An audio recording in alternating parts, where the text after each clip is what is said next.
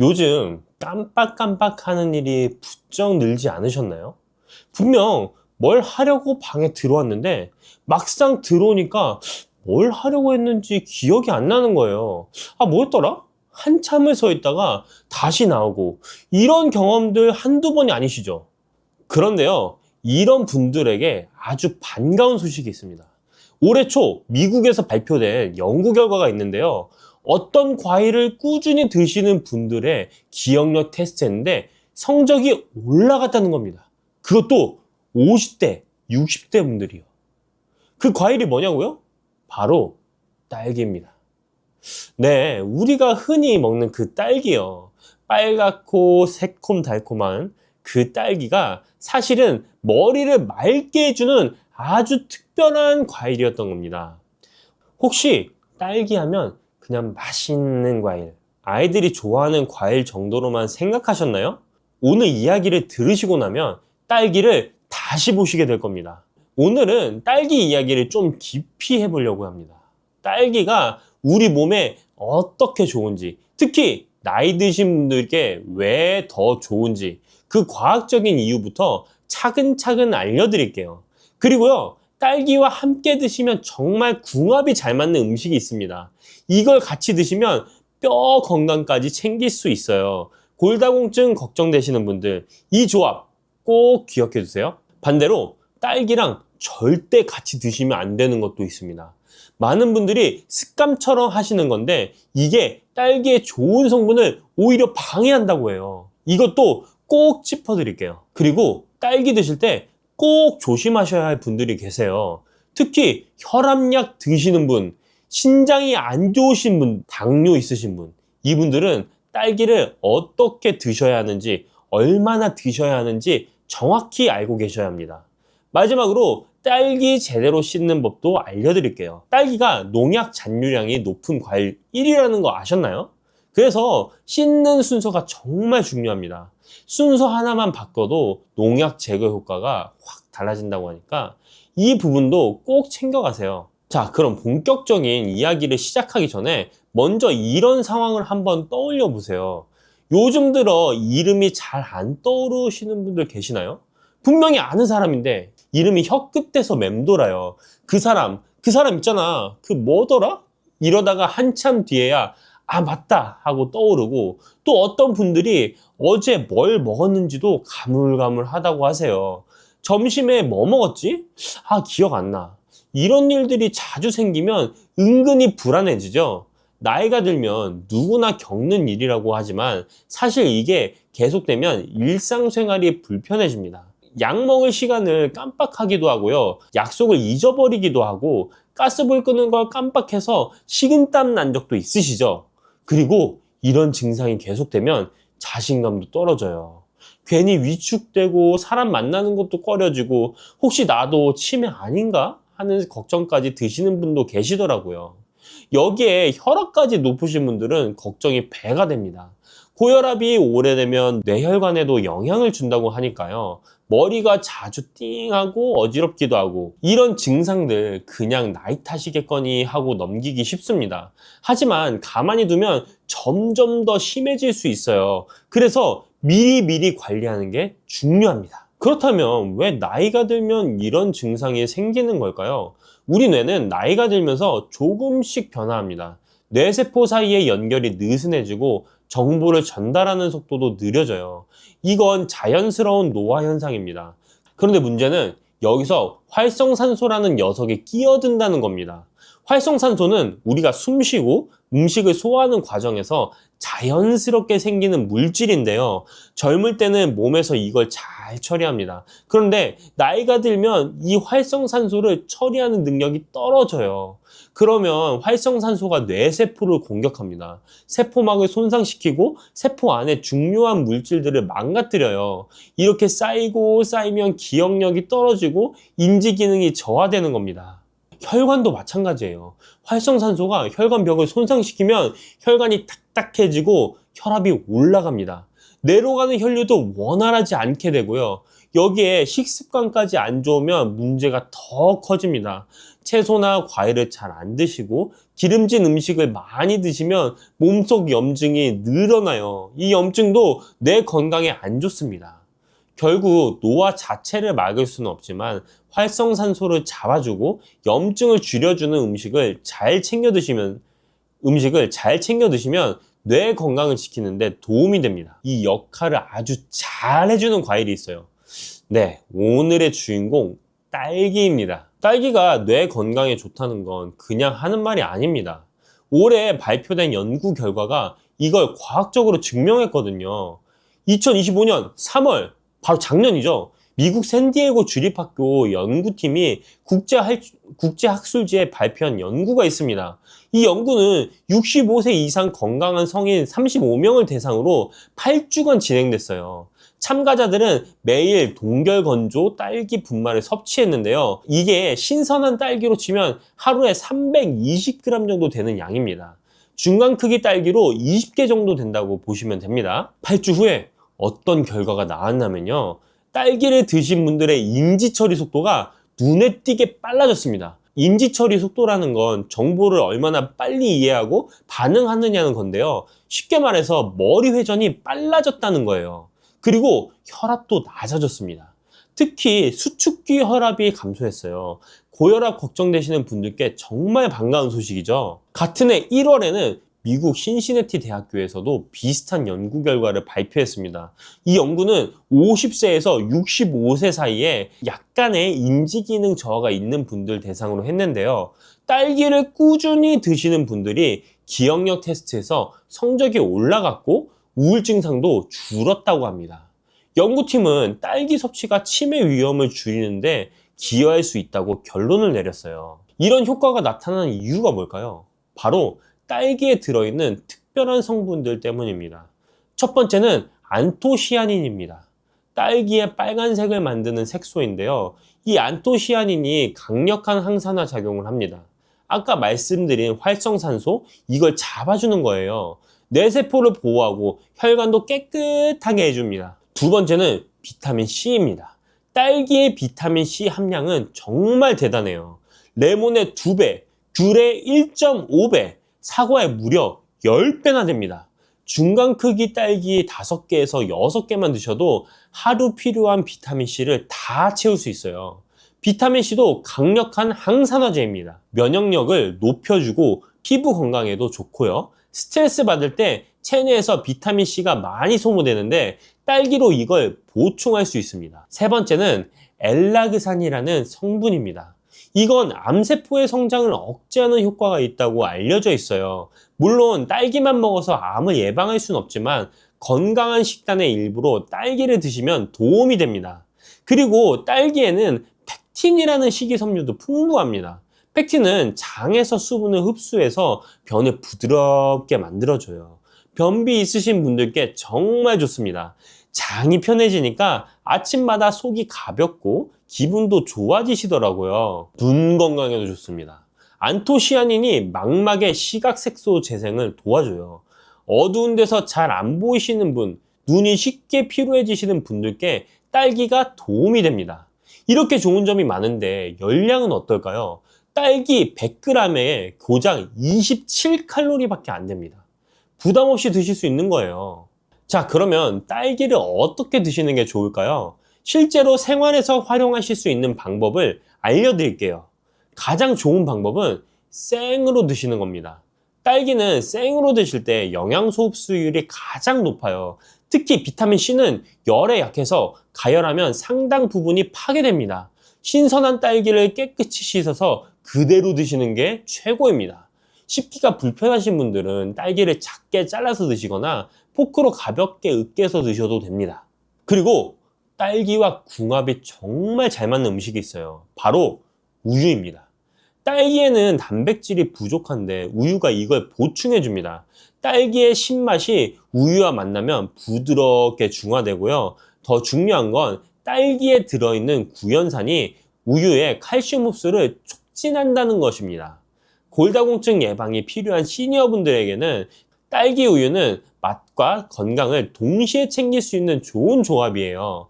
딸기 5개에서 6개를 으깨거나 믹서기에 갈아서 우유 1컵과 섞으시면 됩니다. 단맛을 원하시면 꿀을 조금 넣으셔도 좋고요. 요거트와 함께 드시는 것도 추천드려요. 요거트의 유산균과 딸기의 식이섬유가 만나면 장 건강에 시너지 효과가 납니다. 아침에 플레인 요거트에 딸기 몇 개 얹어서 드시면 든든하고 건강한 한 끼가 됩니다. 여기에 아몬드나 호두 같은 견과류를 뿌리시면 더 좋아요. 오트밀에 딸기를 곁들이시는 것도 좋습니다. 오트밀을 끓여서 죽처럼 만든 다음에 불을 끄고 식힌 후에 딸기를 얹으세요. 딸기를 나중에 넣는 이유는 비타민C 손실을 막기 위해서입니다. 섭취량은 어느 정도가 적당할까요? 하루에 딸기 150g 정도, 중간 크기로 7개에서 8개 정도가 적당합니다. 한꺼번에 다 드시지 말고 아침, 저녁으로 나눠서 드시는 것도 좋은 방법이에요. 이렇게 좋은 딸기지만 모든 분께 다 좋은 건 아닙니다. 몇 가지 조심하셔야 할 점이 있어요. 첫 번째는 딸기 알레르기입니다. 딸기는 과일 중에서 알레르기를 유발하기 쉬운 편이에요. 증상은 가볍게는 입술이나 입 주위가 가렵거나 두드러기가 나는 정도이고요. 심하면 천식 증상이 나타나거나 복통, 설사가 생길 수 있습니다. 아주 드물게는 호흡 곤란까지 올 수 있어요. 특히 자작나무 꽃가루 알레르기가 있으신 분들은 딸기에도 반응할 수 있습니다. 이건 꽃가루와 딸기에 비슷한 단백질 구조가 있어서 면역 체계가 혼동하기 때문이에요. 딸기를 처음 드시거나 오랜만에 드시는 분은 소량부터 시작하세요.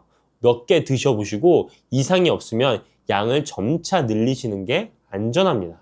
둘째, 당뇨병 있으신 분들 주의하세요. 딸기는 혈당 지수가 32에서 40 정도로 낮은 편입니다. 혈당 지수 55 이하면 저혈당 식품으로 분류되니까 딸기는 당뇨병 환자분들도 드실 수 있는 과일이에요. 하지만 양 조절은 꼭 하셔야 됩니다. 당뇨병 환자분들은 딸기를 한 번에 150g, 중간 크기로 7개 정도만 드시고 하루에 1회에서 2회 정도로 제한하시는 게 좋습니다. 아무리 혈당 지수가 낮아도 많이 드시면 혈당이 올라갈 수 있거든요. 특히 조심하셔야 할 건 딸기 가공식품입니다. 딸기 우유, 딸기잼, 딸기 케이크 같은 건 설탕이 많이 들어가 있어서 혈당을 확 올릴 수 있어요. 당뇨병 있으신 분들은 이런 가공식품은 피하시고 신선한 딸기만 드시는 게 좋습니다. 세 번째, 신장 질환이 있으신 분들입니다. 딸기에는 칼륨이 들어있습니다. 건강한 분들께는 칼륨이 좋은 영양소예요. 혈압 조절하고 근육 기능에 도움이 되거든요. 그런데 신장 기능이 떨어진 분들은 칼륨을 제대로 배출하지 못합니다. 그래서 혈중 칼륨 농도가 높아질 수 있는데 이게 심장박동에 이상을 일으킬 수 있어요. 신장 질환이 있으신 분들은 딸기 드시기 전에 꼭 담당 의사 선생님과 상담하시기 바랍니다. 네 번째, 딸기랑 같이 드시면 안 되는 게 있습니다. 많은 분들이 딸기에 설탕을 뿌려서 드시는데요. 이건 권장하지 않습니다. 설탕이 체내에서 비타민 B1의 흡수를 방해하거든요. 비타민 B1은 탄수화물 대사와 신경 기능에 중요한 영양소입니다. 딸기 본연의 단맛을 즐기시거나 정 단맛을 더하고 싶으시면 설탕 대신에 꿀을 소량만 사용하세요. 다섯 번째, 농약 문제입니다. 미국 환경연구그룹 조사에 따르면 딸기는 농약 잔류량이 높은 과일 1위입니다. 딸기는 껍질을 벗기지 않고 먹고 표면에 작은 씨앗들이 박혀 있어서 농약이 남기 쉬운 구조예요. 그래서 딸기는 반드시 제대로 씻어서 드셔야 합니다. 올바른 세척 방법을 알려드리겠습니다. 가장 중요한 건 꼭지를 떼기 전에 씻는 겁니다. 꼭지 주변에 농약이 많이 남아있는데 꼭지를 먼저 떼면 그쪽으로 물과 함께 농약이 스며들 수 있어요. 반드시 꼭지가 붙어있는 상태에서 세척을 끝내시고 그 다음에 꼭지를 떼세요. 기본 세척 방법은 이렇습니다. 큰 볼에 물을 받아서 딸기를 1분 정도 담가 두세요. 가볍게 흔들어 주시고요. 그 다음에는 흐르는 물에 30초 정도 헹구시면 됩니다. 딸기를 세게 문지르시면 안 돼요. 무르니까 쉽게 상합니다. 농약 제거 효과를 높이려면 베이킹소다를 활용하세요. 물 1리터에 베이킹소다 한 큰술을 녹인 다음에 딸기를 5분에서 10분 정도 담가 두세요. 그리고 흐르는 물에 깨끗이 헹구시면 됩니다. 베이킹소다의 알칼리 성분이 산성인 농약을 중화시켜서 농약 제거 효과가 약 2배 높아진다고 합니다. 소금물도 효과가 있어요. 물 1리터에 소금 20g 정도 녹여서 담갔다가 헹구시면 됩니다. 씻은 딸기는 바로 드시는 게 가장 좋습니다. 물기가 남아있으면 쉽게 물러지고 곰팡이가 생겨요. 바로 안 드실 딸기는 씻지 말고 보관하셨다가 드시기 전에 씻으세요. 오늘 딸기 이야기 어떠셨나요? 정리해드리겠습니다. 올해 미국 샌디아고 주립대학교의 신시내티 대학교에서 발표한 연구에 따르면 딸기를 꾸준히 드신 시니어분들의 인지 기능이 좋아지고 혈압도 낮아지고 기억력도 향상됐습니다. 딸기가 치매 예방에 도움이 될 수 있다는 희망적인 결과입니다. 딸기에는 안토시아닌, 비타민C, 엘라그산 같은 강력한 항산화 성분이 풍부합니다. 이 성분들이 활성산소를 잡아주고 뇌세포와 혈관을 보호해줍니다. 비타민C는 레몬의 2배, 사과의 10배나 되고요. 면역력, 피부 건강, 눈 건강에도 좋습니다. 딸기는 우유나 요거트와 함께 드시면 칼슘 흡수가 잘 돼서 뼈 건강에도 도움이 됩니다. 하루에 중간 크기 7개에서 8개 정도 생으로 드시는 게 좋고요. 다만 알레르기 있으신 분들은 조심하시고 당뇨병 있으신 분들은 양을 조절하세요. 신장 질환이 있으신 분은 의사 선생님과 상담하시고요. 딸기에 설탕 뿌려 드시는 건 피하시고 농약 제거를 위해 꼭지 떼기 전에 꼭 깨끗이 씻어서 드세요. 요즘 딸기가 제철이죠. 마트에 가시면 빨갛고 탐스러운 딸기들이 가득해요. 오늘 장 보실 때 딸기 한 팩 담아오세요. 아침에 요거트에 얹어서 드시거나 간식으로 몇 개씩 드시면 건강도 챙기시고 맛있는 즐거움도 누리시길 바랍니다. 머리도 맑아지고 혈압도 관리되고 장도 편해지는 딸기, 이 작고 빨간 이 과일이 여러분의 건강한 노후를 응원합니다. 요즘 장이 좀 불편하진 않으세요? 아침마다 화장실에서 시간 보내는 분들 많으시죠? 나이가 들면 소화도 예전 같지 않고 뭘 먹어도 속이 더부룩하고 개운하지가 않습니다. 그런데요, 우리 어머니들이 옛날부터 입버릇처럼 하시던 말씀이 있잖아요. 아침에 사과 하나만 먹어라.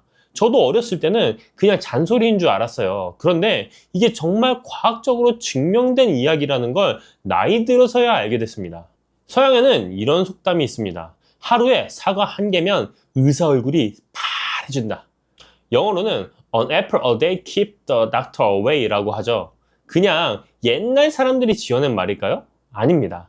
미국 플로리다 주립대학교 연구팀의 결과에 따르면 매일 사과를 꾸준히 섭취한 여성은 그렇지 않은 여성보다 심장마비나 뇌졸중 위험이 무려 37%나 낮았다고 합니다. 그러니까 의사가 정말로 싫어할 만한 과일인 거죠. 오늘은 이 평범해 보이는 사과가 어떻게 우리 몸을 지켜주는지 그 비밀을 하나하나 풀어드리려고 합니다. 사과 좋다는 건 다들 아시잖아요. 그런데 어떻게 먹어야 제대로 효과를 보는지, 또 어떤 음식이랑 같이 먹으면 보약이 되고 어떤 음식이랑 먹으면 오히려 탈이 나는지 이건 잘 모르시는 분들이 많습니다. 오늘 저와 함께 알아볼 내용은요, 사과가 우리 몸에 주는 놀라운 효능들, 특히 시니어분들께 꼭 필요한 효능부터 시작해서 사과랑 같이 먹으면 효과가 배가 되는 황금 조합도 알려드릴 겁니다. 그리고 여기서 중요한 건데요, 무심코 같이 드셨다가 오히려 속을 망칠 수도 있는 조합도 있어요. 이 부분 꼭 알고 계셔야 합니다. 위장이 약하신 분들, 또 당뇨가 있으신 분들은 사과를 어떻게 드셔야 하는지 안전하고 맛있게 즐기는 방법까지 순서대로 짚어드릴게요. 나이가 들면 참 여러 가지가 불편해집니다. 예전엔 뭘 먹어도 거뜬했는데 요즘은 조금만 과식해도 속이 더부룩하고 변비도 잦아지고요. 아침마다 화장실에서 한참을 앉아있다 나오시는 분들도 계시죠. 장이 불편하면 하루 종일 개운하진 않습니다. 배에 가스가 차고 뭔가 막힌 것 같은 느낌, 외출하기도 꺼려지고 괜히 움직이기도 싫어지죠. 그냥 나이 탓이겠거니 하고 넘기기 쉬운데요, 이게 계속되면 문제가 커집니다. 변비가 만성이 되면 장 건강만 나빠지는 게 아니에요. 온몸에 독소가 쌓이고 피부도 푸석해지고 면역력도 떨어집니다. 심하면 대장 질환으로 이어질 수도 있고요. 혈압이나 혈관 건강도 마찬가지입니다. 나트륨을 많이 섭취하는 우리나라 식단 특성상 혈압 관리가 쉽지 않으시잖아요. 짜게 먹는 습관이 쌓이고 쌓여서 결국 고혈압, 심장 질환으로 발전하는 경우가 많습니다. 그렇다면 왜 이런 문제들이 생기는 걸까요? 우리 몸은 나이가 들면서 자연스럽게 기능이 떨어집니다. 장 운동도 느려지고 소화 효소 분비도 줄어들어요. 젊을 때처럼 뭘 먹어도 쭉쭉 내려가던 그 시절이 아닌 거죠. 여기에 운동 부족까지 더해지면 문제가 커집니다. 움직임이 적으니까 장도 게을러지고 변이 장에 오래 머물면서 수분이 빠져나가서 더 딱딱해집니다. 악순환이 되는 거예요. 혈압 문제도 비슷합니다. 우리가 먹는 음식에는 나트륨이 정말 많이 들어있어요. 국, 찌개, 김치, 젓갈, 맛있는 건 다 짜죠. 이 나트륨이 체내에 쌓이면 혈압이 올라가고 혈관에 부담을 주게 됩니다. 문제는 나이가 들수록 이 나트륨을 배출하는 능력도 떨어진다는 거예요. 이렇게 노화와 생활습관, 식습관이 복합적으로 작용하면서 우리 몸 여기저기에 문제가 생기는 겁니다. 그런데요, 이런 문제들을 한 번에 도와줄 수 있는 과일이 있습니다. 바로 사과예요. 사과에는 펙틴이라는 식이섬유와 칼륨, 그리고 폴리페놀 같은 항산화 물질이 풍부하거든요. 사과가 왜 몸에 좋은지 하나씩 자세히 말씀드릴게요. 첫 번째는 장 건강입니다. 사과에는 펙틴이라는 수용성 식이섬유가 풍부해요. 이 펙틴은 장을 약산성으로 유지해주면서 나쁜 균의 증식을 막아줍니다. 장내 유익균은 늘리고 유해균은 억제하는 거죠. 변비로 고생하시는 분들께 사과가 좋은 이유가 바로 여기 있습니다. 장 운동을 규칙적으로 만들어주고 변을 부드럽게 해서 배변을 수월하게 도와줘요. 그런데 여기서 중요한 게 있어요. 이 펙틴은 사과 껍질 바로 아래 가장 많이 들어있습니다. 그래서 사과는 깨끗이 씻어서 껍질째 드시는 게 좋아요. 두 번째, 혈압 관리입니다. 사과에 들어있는 칼륨 성분이 체내 나트륨 배출을 도와줍니다. 우리가 짜게 먹은 음식들, 그 염분을 몸 밖으로 빼주는 거예요. 한국식품영양과학회의 연구에 따르면 사과에 함유된 칼륨은 다른 과일에 비해 상당히 높은 수준이라고 합니다. 혈압이 걱정되시는 분들께 사과가 좋은 이유죠. 세 번째, 심혈관 건강입니다. 앞서 말씀드린 플로리다 주립대학교 연구팀의 결과 기억나시죠? 매일 말린 사과 약 75g, 사과 3개 정도 분량을 꾸준히 드신 여성들이 심장마비나 뇌졸중 위험을 37%나 낮춰뒀다는 그 연구요. 사과 속 폴리페놀과 펙틴이 나쁜 콜레스테롤을 낮추고 혈관을 깨끗하게 유지해주기 때문입니다. 네 번째는 당뇨 예방입니다. 사과가 달아서 당뇨에 안 좋을 것 같다고 생각하잖아요. 그렇지 않습니다. 여러 연구에 따르면 사과에 들어있는 폴리페놀 덕분에 제2형 당뇨병 위험이 18%나 감소했다고 해요. 일주일에 한 번만 사과를 드셔도 위험이 3% 줄어든다는 연구 결과도 있습니다. 사과는 달콤하지만 칼로리가 낮아요. 100g당 56칼로리밖에 안 됩니다. 당뇨 환자분들께도 부담이 적은 과일인 거죠. 다섯 번째, 암 예방 효과입니다. 사과의 붉은 껍질에는 안토시아닌이라는 항산화 물질이 들어있어요. 이 성분이 활성산소로부터 세포를 보호하고 종양의 확산을 억제하는 효과가 있습니다. 특히 대장암 예방에 좋다고 알려져 있는데요. 사과의 펙틴이 대장암을 예방하는 유익한 지방산을 증가시키기 때문입니다. 여섯 번째로 폐 건강입니다. 담배 피우시는 분들, 또 미세먼지 많은 요즘 공기가 걱정되시는 분들께 좋은 소식이에요. 영국의 킹스 대학과 사우스햄튼 대학교 연구 자료에 따르면 일주일에 사과를 2개 정도 드신 분들이 천식 발생 위험을 22에서 23%나 낮출 수 있다고 합니다. 사과에 들어있는 케르세틴 성분이 폐 기능을 강화시켜주기 때문이에요. 일곱 번째, 치매 예방입니다. 사과를 씹어 먹으면 안면 근육 운동이 많아지면서 뇌로 가는 혈류량이 증가해요. 게다가 사과 속 케르세틴이 산화 스트레스로부터 뇌를 보호해줍니다. 서양에서 사과를 자연의 칫솔이라고 부르는 것도 이런 이유 때문이에요. 잘 씹어 먹으면 타액 분비도 늘어나고 구강 건강에도 좋고 뇌 건강에도 좋은 거죠. 이렇게 좋은 효과를 제대로 보려면 사과를 어떻게 드시느냐가 중요합니다. 먼저 드시는 시간이 중요해요. 장 운동이 가장 활발한 아침 식전에 사과를 드시면 효과가 좋습니다. 빈속에 사과 반쪽 정도 드시면 하루 장 활동이 훨씬 편안해지실 거예요. 적정량은 하루에 사과 한두 개, 약 200에서 400g 정도입니다. 많이 드신다고 무조건 좋은 게 아니에요. 적당히가 중요합니다. 그리고 껍질째 드시는 게 좋다고 말씀드렸죠?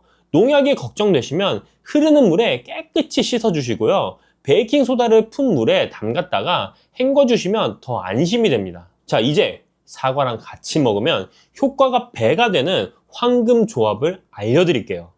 첫 번째는 사과와 견과류입니다. 사과의 부족한 단백질과 건강한 지방을 견과류가 채워줘요. 사과의 비타민 C와 견과류의 비타민 E가 함께 작용해서 항산화 효과도 더 강해집니다. 간식으로 사과 깍둑썰기해서 호두나 아몬드랑 같이 드셔보세요. 두 번째, 사과와 꿀입니다. 사과를 쪄서 꿀을 뿌려 드시면 위장도 편해지고 장내 유익균도 늘어납니다. 몸속에 쌓인 독소를 제거하는 데도 도움이 돼요. 특히 위장이 약하신 분들께 추천드립니다. 세 번째, 사과와 요거트입니다. 사과의 식이섬유와 요거트의 프로바이오틱스가 만나면 장 건강에 시너지 효과가 납니다. 아침에 플레인 요거트에 사과 갈아 넣어서 드시면 소화도 잘 되고 든든해요. 네 번째, 의외의 조합인데요. 사과와 돼지고기입니다. 돼지고기? 돼지고기 드실 때 사과를 곁들이시면 정말 좋습니다. 돼지고기는 새우젓이나 소금과 함께 드시거나 염분 섭취가 많아지기 쉬운데 사과의 칼륨이 이 염분 배출을 도와줍니다. 돼지고기의 찬 성질을 사과의 따뜻한 성질이 보완해주기도 하고요. 다섯 번째, 사과와 당근입니다. 사과 당근 주스 많이 드시죠? 사과의 달콤새콤한 맛이 당근 특유의 향을 잡아주고 비타민 A, C, 칼륨, 식이섬유를 한 번에 섭취할 수 있어서 디톡스 효과가 탁월합니다. 여섯 번째, 사과와 녹차입니다. 녹차에 카테킨이 지방 연소를 덮고 사과의 비타민C가 녹차의 항산화 효과를 강화해줘요. 다이어트 하시는 분들께 좋은 조합입니다. 위장이 약하신 분들을 위한 조리법도 알려드릴게요. 사과를 삶거나 쪄서 드시면 소화 부담이 훨씬 줄어듭니다. 찐 사과는 옛날부터 있어 왔던 건강식이에요. 열을 가하면 팩틴이 부드러워지면서 소화가 더 잘 됩니다. 사과 스프도 좋아요. 사과와 양파를 볶아서 갈고 우유와 치즈를 넣어 끓이면 부드럽고 고소한 스프가 됩니다. 속이 편안하면서도 영양가가 높아요. 치아가 불편하신 분들은 사과를 갈아서 주스로 드시거나 사과 콩포트처럼 설탕과 레몬즙을 넣고 졸여서 부드럽게 드시는 방법도 있습니다. 방법을 아는 것도 중요하지만 조심해야 될 부분도 함께 알아두셔야 됩니다. 사과가 아무리 좋아도 피해야 할 조합들이 있어요. 이 부분이 정말 중요합니다. 첫 번째, 사과와 우유입니다. 사과의 산 성분이 우유 속 단백질과 반응하면 위장에서 고형화되면서 소화가 잘 안 될 수 있어요. 속이 예민하신 분들은 특히 주의하셔야 합니다. 다만 요거트나 일부 치즈는 발효 과정을 거쳤기 때문에 괜찮아요. 앞서 요거트와의 조합을 추천드린 이유도 이겁니다. 두 번째, 사과와 튀김류입니다. 기름기 많은 튀김과 사과를 같이 드시면 소화가 급격히 떨어지고 복부 팽만감이 올 수 있어요. 튀김 드실 때는 사과를 피해 주세요. 세 번째, 사과와 해산물입니다. 산성인 사과와 해산물을 함께 드시면 소화가 잘 안 되는 경우가 있어요. 해산물 드신 직후에는 사과를 피하시는 게 좋습니다. 네 번째, 사과와 카페인입니다. 커피나 카페인 음료와 함께 사과를 드시면 위산 역류가 심해질 수 있어요. 속쓰림이 있으신 분들은 특히 조심하셔야 합니다. 다섯 번째, 밤에 먹는 사과입니다. 아침에 먹는 사과는 금, 밤에 먹는 사과는 독이라는 말 들어보셨죠? 저녁에 사과를 드시면 식이섬유가 장을 자극해서 유액 분비를 촉진하고 속쓰림이나 복통을 유발할 수 있어요. 사과는 되도록 아침이나 낮에 드시는 게 좋습니다. 그리고 약 드시는 분들 주목해 주세요. 캐나다 온타리오 대학교 연구팀에 따르면 사과 주스와 일부 알레르기 약, 항생제, 혈압약을 함께 먹으면 약효가 떨어질 수 있다고 합니다. 약 드실 때는 사과 주스 대신 물로 드시고요. 약 복용 전후 한두 시간은 사과 섭취를 피해 주세요. 당뇨가 있으신 분들은 혈당 수치를 확인하시면서 적정량만 드시고요. 신장 질환이 있으신 분들은 칼륨 섭취량을 조절해 가야 하니까 전문의와 상담 후 드시는 게 좋습니다. 마지막으로 사과씨는 절대 드시면 안 됩니다. 사과씨에는 시안화물이라는 독성 물질이 들어있어요. 한두 개 실수로 삼키는 건 괜찮지만 의도적으로 많이 드시면 위험합니다. 사과 드실 때 씨는 꼭 제거해 주세요. 자, 오늘 사과에 대해서 많은 이야기를 나눴습니다. 정리해 드릴게요. 사과는 정말 의사가 싫어할 만한 과일입니다. 펙틴으로 장 건강을 챙기고 칼륨으로 혈압을 관리하고 폴리페놀로 심혈관 암까지 예방해 주니까요. 특히 우리 어르신분들께 필요한 효능이 가득 들어있어요. 드실 때는 아침 식전에 껍질째 깨끗이 씻어 드시고요. 하루에 한두 개 정도가 적당합니다. 견과류, 꿀, 요거트랑 같이 드시면 효과가 배가 되고요. 돼지고기 드실 때 곁들이시면 염분 배출에 도움이 됩니다. 다만 우유, 튀김, 해산물, 카페인과는 같이 드시지 마시고요. 밤에는 피해 주세요. 약 드실 때도 주의하시고요. 위장이 약하신 분들은 찐 사과나 사과 스프로 드시면 소화 부담 없이 영양을 챙기실 수 있습니다. 과유불급이라고 했습니다. 아무리 좋은 것도 지나치면 해가 돼요. 적정량을 지키면서 꾸준히 드시는 게 가장 좋은 방법입니다. 우리 어머니들이 괜히 사과 먹어라 하신 게 아니었어요. 지혜가 과학으로 증명된 거죠. 오늘부터 아침에 사과 하나 습관으로 만들어 보시는 건 어떨까요? 여러분, 혹시 요즘 아침에 일어나실 때 머리가 무겁거나 어지러우신 적 있으세요? 아니면 밥 먹고 나서 괜히 나른하고 기운이 없으신 적은 없으세요? 나이 탓이겠거니 하고 그냥 넘기시는 분들 많으시죠. 저도 그랬습니다. 그런데 말이에요. 이런 증상들이 사실은 우리 몸이 보내는 작은 신호일 수 있다는 거 알고 계신가요? 오늘 제가 여러분께 소개드릴 음식이 있습니다. 시장 가시면 늘 보이고 냉장고에도 한두 개쯤 굴러다니는 그 음식, 빨갛고 동글동글한 게 참 예쁘기도 하죠. 네, 바로 토마토입니다. 에이, 토마토가 뭐 대단하다고 이렇게 생각하실 수도 있어요. 그런데 2023년 스페인 바르셀로나 대학에서 발표한 연구 결과를 보면 깜짝 놀라실 겁니다. 매일 토마토 한 개, 그러니까 110g 정도만 드셔도 고혈압 위험이 무려 36%나 줄어든다는 결과가 나왔거든요. 이 연구는 유럽 심장병 예방 학회지에 실린 검증된 연구입니다. 고혈압 위험이 3분의 1 이상 줄어든다니 토마토 한 개가 이렇게 대단한 일을 해낼 줄 누가 알았겠어요. 오늘은 이 빨간 보물 토마토에 대해서 제대로 한번 파헤쳐 보려고 합니다. 먼저 혈압 걱정되시는 분들, 혈당 관리하시는 분들께 토마토가 어떻게 도움이 되는지 알려드릴게요. 그리고 토마토와 함께 드시면 효과가 2배, 3배로 좋아지는 음식도 있습니다. 양파랑 같이 드시면 혈압이 평균 8에서 10 정도 더 떨어진다는 연구 결과도 있거든요. 하지만요, 여기서 중요한 게 있습니다. 토마토가 아무리 좋아도 이걸 드시면 안 되는 분들이 계세요. 특히 신장, 그러니까 콩팥이 안 좋으신 분들은 조심하셔야 합니다. 어떻게 하면 안전하게 드실 수 있는지도 오늘 꼭 짚어드릴게요. 좋은 것만 알려드리면 반쪽짜리 정보잖아요. 주의해야 할 것까지 다 알아야 진짜 도움이 되는 거니까요. 그럼 지금부터 차근차근 이야기 나눠보겠습니다. 자, 그럼 먼저 우리 몸 이야기부터 해볼까요? 나이가 되면 가장 먼저 걱정되는 게 뭐예요? 혈압, 혈당, 그리고 혈관 건강이죠.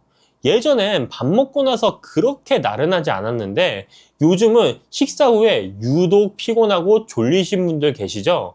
아침에 일어날 때 머리가 묵직하고 가끔 어지러우신 분들도 계시고요. 혈압이 높으신 분들은 특히 아침이 힘드시다고 하세요. 밤새 누워 계시다가 일어나시면 갑자기 피가 확 돌면서 머리가 띵하니까요. 그래서 아침에 일어나실 때 천천히 일어나시라고 하는 거예요. 당뇨 있으신 분들은 또 다른 고민이 있으시죠. 뭘 먹어도 혈당이 오를까봐 걱정이시잖아요. 과일도 달다고 못 드시고, 밥도 조금만 드시고, 먹는 즐거움이 줄어드니까 삶의 질도 떨어지는 것 같고요. 그냥 나이 탓이려니 하고 넘기시는 분들이 참 많으세요. 원래 나이 들면 다 그런 거지 하시면서요. 그런데 이게 쌓이고 쌓이면 어떻게 될까요? 고혈압이 오래되면 혈관이 딱딱해지고 그러다 보면 뇌졸중이나 심근경색 같은 무서운 병으로 이어질 수 있습니다. 왜 이런 문제들이 생기는 걸까요? 우리 몸은 나이가 들면서 여러 가지가 변합니다. 혈관도 예전처럼 탄력이 좋지 않고 인슐린도 예전만큼 잘 분비되지 않죠. 자연스러운 노화 현상이에요. 누구나 겪는 일입니다. 그런데 여기에 생활 습관이 더해지면 문제가 커집니다. 짜게 드시는 습관이 있으시죠? 된장찌개, 김치, 젓갈, 우리 밥상에는 짠 음식이 참 많아요. 이 나트륨이 몸에 쌓이면 혈압이 올라갑니다. 혈관에 압력이 가해지는 거예요. 운동이 부족하신 것도 한몫합니다. 젊었을 때야 일하느라 바빠서 자연스럽게 몸을 움직였는데 지금은 그렇지 않으시잖아요. 앉아 계시는 시간이 길어지고 혈액순환이 잘 안 되고 그러다 보면 혈관 건강도 나빠지는 거죠. 당뇨가 있으신 분들은 인슐린 저항성이라는 게 생깁니다. 인슐린이 분비되는데 우리 몸이 이걸 제대로 활용을 못하는 거예요. 그래서 혈당이 잘 안 떨어지는 거고요. 이런 복합적인 원인들이 하나 둘씩 쌓이면서 우리 몸에 부담을 주는 겁니다. 하루아침에 생긴 문제가 아니라 오랜 시간 조금씩 쌓여온 거예요. 그래서 해결책도 거창할 필요가 없습니다. 매일 조금씩 꾸준히 좋은 걸 드시면 됩니다. 그리고 그 좋은 것 중 하나가 바로 오늘의 주인공, 토마토입니다. 자, 이제 본격적으로 토마토가 왜 좋은지 말씀드릴게요. 첫 번째, 혈압 관리에 정말 탁월합니다. 아까 말씀드린 스페인 바르셀로나 대학 연구 기억하시죠? 하루에 토마토 110g, 큰 토마토 한 개도 안 되는 양을 드신 분들이 고혈압 위험이 36%나 줄었다고 했잖아요. 이게 어떻게 가능한 걸까요? 토마토에는 칼륨이 풍부합니다. 100g당 약 230mg 정도 들어있어요.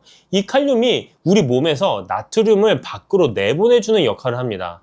짜게 드신 게 걱정이 되셨던 분들, 토마토가 그 짠 성분을 배출해주는 거예요. 그래서 미국 심장협회에서도 고혈압 예방식품으로 토마토를 권장하고 있습니다. 그리고 토마토 하면 빼놓을 수 없는 게 있죠. 바로 라이코펜이라는 성분입니다.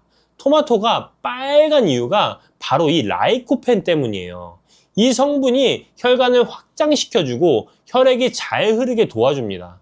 혈관 벽에 찌꺼기가 쌓이는 것도 막아주고요. 핀란드에서 진행된 연구에서는 혈중 라이코펜 수치가 높은 사람들이 뇌졸중 위험이 55%나 낮았다는 결과도 있습니다. 절반 이상 줄어든 거예요. 토마토 하나가 이렇게 대단한 일을 해내는 겁니다. 두 번째는 당뇨 있으신 분들도 안심하고 드실 수 있습니다. 당뇨 있으신 분들이 과일 드실 때 제일 걱정하시는 게 뭐예요? 혈당이 확 오르면 어쩌나는 거죠. 그런데 토마토는 혈당 지수가 15에서 30 정도밖에 안 됩니다. 55 이하인 저혈당 지수 식품이라고 하는데 토마토는 그보다 훨씬 낮은 거예요. 혈당 부하 지수라는 것도 있는데요. 이건 실제로 먹었을 때 혈당에 얼마나 영향을 주는지 나타내는 수치입니다. 토마토의 혈당 부하 지수는 1.1입니다. 사과가 6이고 수박이 5.6인 것에 비하면 정말 낮은 수치죠. 대한당뇨병학회에서도 당뇨 환자분들께 큰 토마토 1개, 방울토마토면 15개에서 20개 정도를 권장하고 있습니다. 세 번째, 치매 예방에도 도움이 됩니다. 미국 시카고에 있는 러시 대학에서 진행한 연구가 있어요. 토마토와 양파를 주기적으로 드신 분들이 그렇지 않은 분들보다 인지 능력이 더 오래 유지됐다는 결과가 나왔습니다. 라이코펜이 뇌세포 손상을 억제하고 신경염증을 줄여주기 때문이에요. 나이 들면서 깜빡깜빡 하는 게 늘어나시죠? 토마토를 꾸준히 드시면 그런 걱정을 조금은 덜 수 있습니다. 자, 그럼 토마토를 어떻게 드시면 가장 좋을까요? 실제로 생활에서 바로 적용할 수 있는 방법들을 알려드릴게요. 첫 번째, 익혀서 드시면 라이코펜 흡수가 훨씬 잘 됩니다. 토마토를 생으로 드시는 것도 좋지만 올리브유와 함께 익혀서 드시면 라이코펜 흡수율이 크게 높아집니다. 라이코펜이 기름에 잘 녹는 성질이 있거든요. 토마토를 쌓아서 올리브유 두르고 살짝 볶아 드시면 됩니다. 계란 프라이 하실 때 토마토도 같이 볶아 드시면 아침 식사로 딱이에요. 두 번째, 양파와 함께 드시면 혈압 관리에 더 좋습니다. 유럽 영양학회 연구에 따르면 토마토와 양파를 함께 드신 분들은 수축기 혈압이 평균 8에서 10 정도 더 떨어졌다고 합니다. 양파에 있는 케르세틴이라는 성분이 혈관을 확장시켜주고 토마토의 라이코펜과 시너지를 내는 거예요. 토마토 양파 볶음, 토마토 양파 샐러드, 토마토 양파 스프 이렇게 드셔도 좋습니다. 자, 세 번째, 샐러드로 드실 때는 양상추나 오이와 함께 드세요. 당뇨 있으신 분들은 특히 이 조합을 추천드립니다. 양상추와 오이가 혈당 조절 효과를 높여주거든요. 신선한 채소들과 함께 드시면 포만감도 있고 건강에도 좋습니다. 네 번째, 하루 섭취량을 지켜주세요. 아무리 좋은 것도 지나치면 탈이 납니다. 하루에 큰 토마토 1개에서 2개, 방울토마토면 15개에서 20개 정도가 적당합니다. 일주일에 2번에서 3번 정도 꾸준히 드시면 좋고요. 다섯 번째, 아침 식사에 따뜻하게 드시면 장도 편해집니다. 차가운 토마토보다는 따뜻하게 조리해서 드시면 속이 편합니다. 토마토 스프, 토마토 달걀볶음 같은 요리로 아침 식사를 시작해 보세요. 장이 편해지면 하루가 가볍습니다. 자, 여기까지 토마토의 좋은 점을 말씀드렸는데요. 이제 중요한 주의사항을 말씀드려야겠습니다. 이 부분 꼭 기억해 두셔야 돼요. 첫 번째, 신장이 안 좋으신 분들은 조심하셔야 합니다. 토마토에는 칼륨이 많이 들어있다고 했잖아요. 건강한 분들에게는 나트륨을 배출해주는 고마운 성분이지만 신장 기능이 떨어지신 분들에게는 문제가 될 수 있습니다. 왜냐하면 신장이 칼륨을 밖으로 내보내는 역할을 하거든요. 신장이 안 좋으시면 이 기능이 떨어져서 칼륨이 몸에 쌓입니다. 이걸 고칼륨 혈증이라고 하는데 심하면 근육마비나 심장 부정맥까지 올 수 있어요. 만성 신부전이 있으시거나 투석 중이시거나 신장 기능이 많이 떨어지신 분들은 토마토를 드시기 전에 반드시 담당 의사 선생님과 함께 상의를 하셔야 합니다. 혈중 칼륨 수치가 5.5 이상이시면 토마토를 피하시는 게 좋습니다. 자, 꼭 드시고 싶으시다면 방법이 있긴 합니다. 토마토를 물에 2시간 이상 담가 두시면 칼륨이 약 90% 정도 빠져나갑니다. 30분마다 물을 갈아주시고 끓는 물에 살짝 데쳐서 껍질을 벗기시면 됩니다. 그리고 데친 물은 꼭 버리셔야 돼요. 그 물에 칼륨이 녹아 있으니까요. 두 번째, 설탕 뿌려서 드시면 안 됩니다. 예전에 토마토에 설탕 뿌려 드시던 분들 계셨죠? 그렇게 드시면 혈당이 확 올라갑니다.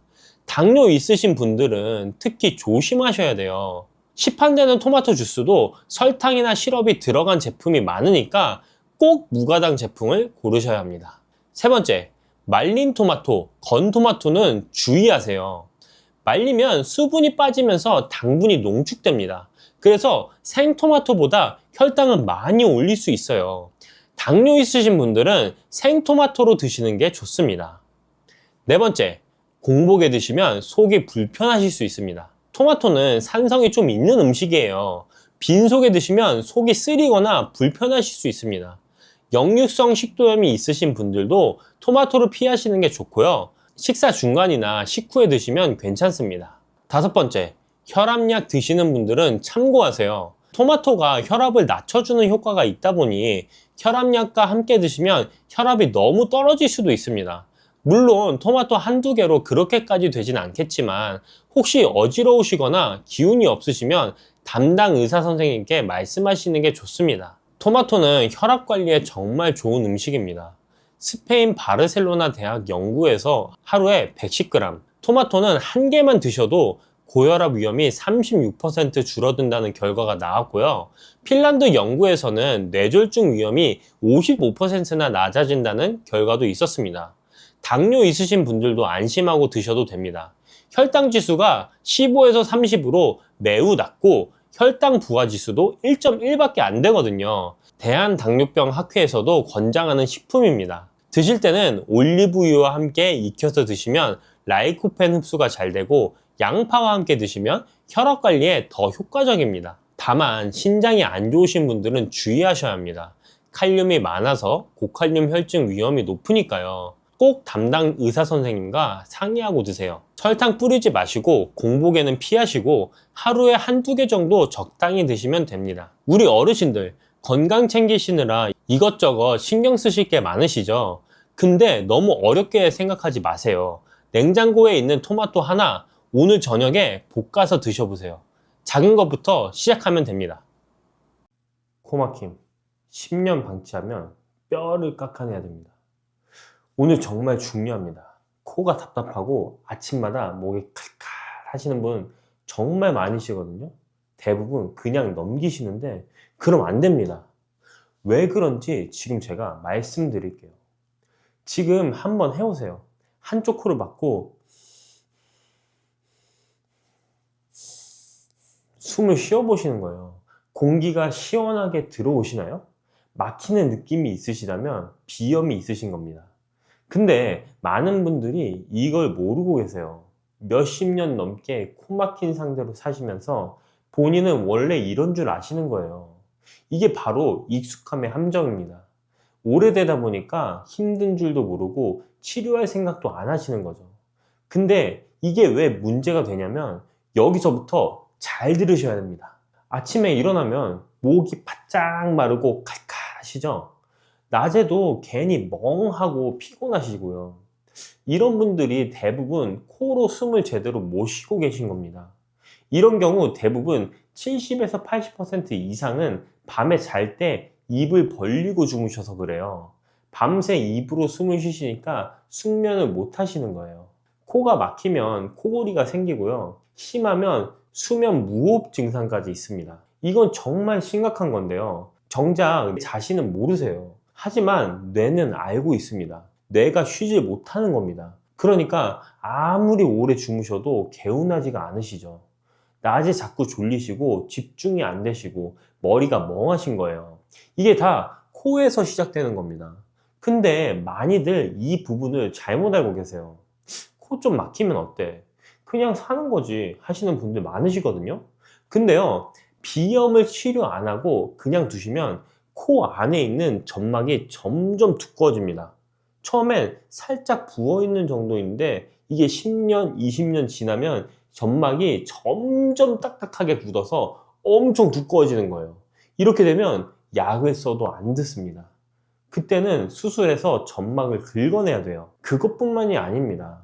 이 염증이 오래가면 점막 밑에 있는 뼈까지 두꺼워져요. 뼈가 자라나는 겁니다. 그러면 어떻게 되냐면 코가 더 꽉 막히게 되겠죠. 이때는 뼈를 깎아내야 됩니다. 이게 다 비염 수술이에요. 처음에는 약으로 간단히 해결될 걸 방치해서 수술까지 가시는 겁니다. 특히 어린 손주분들 비염 있으시면 더 신경 쓰셔야 됩니다. 어릴 때부터 비염 치료를 제대로 안 받으면 코 뒤쪽에 있는 아데노이드라는 조직이 계속 커집니다. 그러면 입을 벌리고 자게 되고요. 이게 오래되면 얼굴 형태까지 바뀔 수 있어요. 턱이 뒤로 들어가고 얼굴이 길어지는 거죠. 그러니까 비염은 절대 그냥 두시면 안 됩니다. 이 비염이 왜 생기는 건지, 코 안이 어떻게 생겼는지 한번 알아보겠습니다. 코 안을 들여다보시면 계단처럼 생긴 살이 3개가 튀어나와 있습니다. 이걸 비갑계라고 하는데요. 에어컨이랑 가습기가 합쳐진 거라고 보시면 됩니다. 숨을 쉬면 공기가 여기를 지나가면서 온도 조절이 되고 습도 조절이 되는 겁니다. 찬 공기가 들어오면 따뜻하게 데워주고 너무 건조하면 촉촉하게 해주는 거죠. 그런데 이 비갑계가 알레르기 물질을 만나면 부어올라요. 진먼지 진드기, 꽃가루, 반려동물, 털, 곰팡이 포자 같은 것들이 대표적인 원인입니다. 진먼지 진드기가 제일 흔합니다. 이게 침구류에 엄청 많이 살거든요. 이 진드기가 우리 피부에서 떨어지는 각질을 먹고 살고 있습니다. 그래서 밤에 누우면 코가 더 막히는 분들이 많으신 거예요. 그리고 코 옆쪽에는 부비동이라는 빈 공간이 있어요. 여기도 코랑 연결되어 있는데 비염이 심해지면 이 부비동까지 염증이 생깁니다.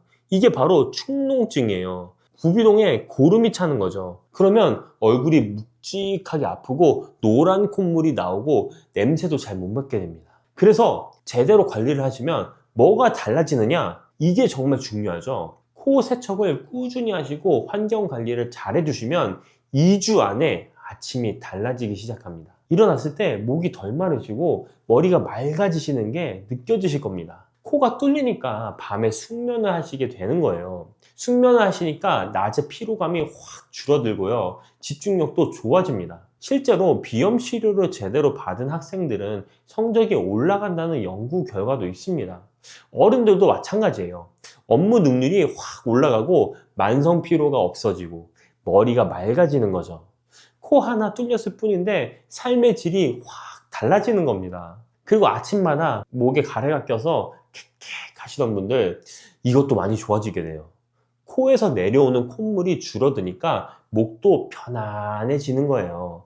외출하실 때도 훨씬 가뿐하고요. 실제 연구 결과를 보면요, 알레르기 비염 환자들은 일반인보다 중증 수면 무호흡증이나 코골이가 발생할 확률이 무려 8배나 높았다고 되어 있습니다. 8배예요, 8배.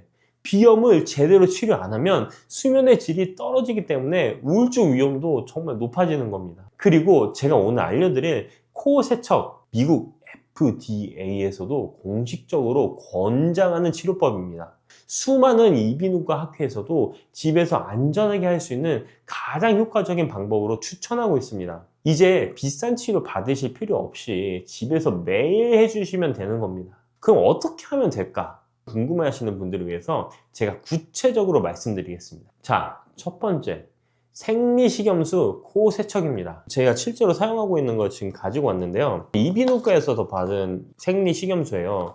이게 노즈큐어라고 되어 있고요, 약국에서도 이걸 팝니다.